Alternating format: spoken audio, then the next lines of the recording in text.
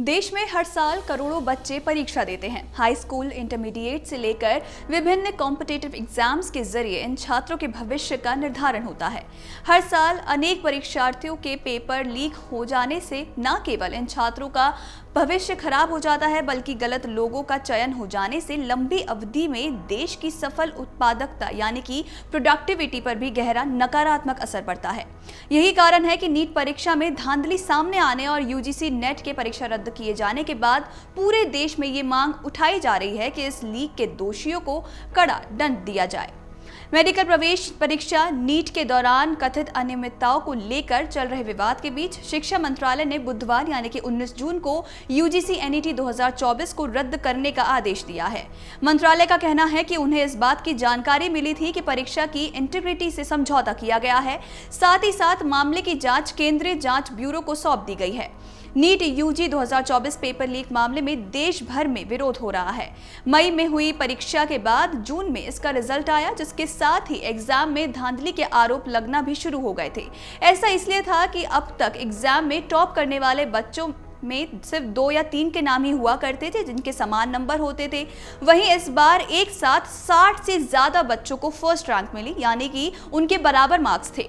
इसके बाद ही national testing agency की विश्वसनीयता भी घेरे में आ गई। एनटीए देश के कई प्रतिष्ठित एग्जाम्स करवाता रहा है। फिलहाल 13 गिरफ्तारियों के बीच मामले की हाई लेवल जांच भी चल रही है और ये साबित हो चुका है कि पेपर लीक हुआ तो है, लेकिन सवाल यह है कि लाखों बच्चों की उम्मीदों पर पानी फेरने वाले मास्टरमाइंड और बाकी दोषियों पर किस कानून के तहत एक्शन होगा, या फिर एक्शन लेने के लिए क्या कोई ऐसा लॉ हमारे पास है भी या नहीं।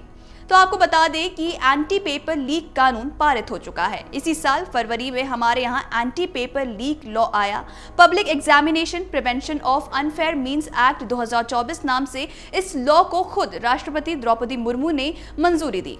कानून लाने के पीछे मकसद था कि जितने भी बड़े सार्वजनिक एग्जाम हो रहे हैं उनमें ज्यादा पारदर्शिता रहे, यानी कि ज्यादा ट्रांसपेरेंसी रहे। साथ ही साथ युवा कॉन्फिडेंट भी रहे कि कोई भी गड़बड़ी नहीं होने पाएगी। ये कानून एक के बाद एक परीक्षाओं जैसे कि राजस्थान में शिक्षक भर्ती परीक्षा, हरियाणा में ग्रुप डी पदों के लिए सीईटी, गुजरात में जूनियर क्लर्क के लिए भर्ती और बिहार में कांस्टेबल भर्ती परीक्षा सहित कई हालिया पेपर लीक्स को देखते हुए लाया गया है। Anti paper leak law public exam की बात करें तो ये वो परीक्षा है जिसे पब्लिक एग्जामिनेशन अथॉरिटी आयोजित करवाती है, या फिर ऐसी अथॉरिटी जिसे केंद्र से मान्यता मिली हुई हो।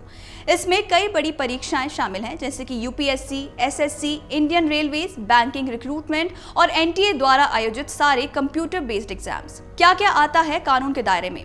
इस कानून के तहत क्वेश्चन पेपर या आंसर का लीक होना जो किसी भी तरह से परीक्षार्थी की मदद कर सके वो अपराध है। इसके अलावा कंप्यूटर नेटवर्क के साथ छेड़खानी भी जुर्म है, जिससे पेपर की जानकारी पहले से मिल जाए। ऐसा अपराध चाहे एक पूरा ग्रुप करे या फिर एक व्यक्ति या कोई संस्थान, इसे क्राइम की श्रेणी में ही रखा जाएगा। पैसों के फायदे के लिए फेक वेबसाइट बनाना या फिर फेक एग्जाम कंडक्ट कराना भी इस लॉ में आता है। कई बार अपराधी सीधे पेपर लीक नहीं करते बल्कि दूसरी तरह से हेराफेरी करते हैं जिससे उनके परीक्षार्थी को फायदा हो, और ये भी एंटी लीक में शामिल है। अपराध साबित होने पर हो सकती है सजा। सार्वजनिक परीक्षा कानून के तहत इनमें से कोई भी तरीका अपनाने पर न्यूनतम 3 से 5 साल की सजा और 10 लाख का जुर्माना हो सकता है। ऑर्गेनाइज्ड क्राइम होने पर दोषियों को 5 से 10 साल की कैद हो सकती है और 1 करोड़ तक का भी पेनल्टी लग सकती है। जांचकारी एजेंसी के पास अधिकार होता है कि वो दोषियों की प्रॉपर्टी जब्त कर सके ताकि एग्जाम में हुए नुकसान की मॉनिटरी भरपाई हो सके।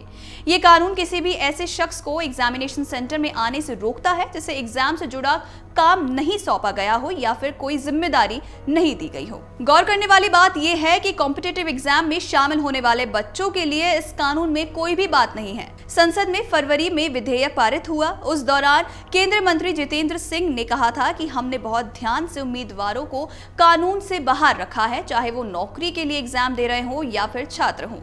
इस लॉ का मकसद केवल ऐसे लोगों को रोकना है जो धांधली करके बच्चों और देश के भविष्य से खिलवाड़ कर रहे हैं।